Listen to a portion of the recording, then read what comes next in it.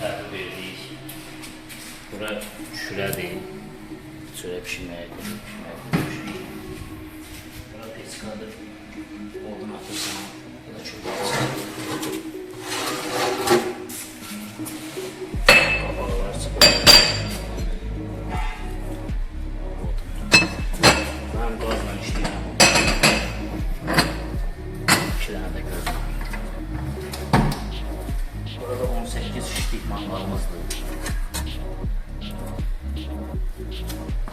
Burada böyük yanında stolu, morkası, peçə.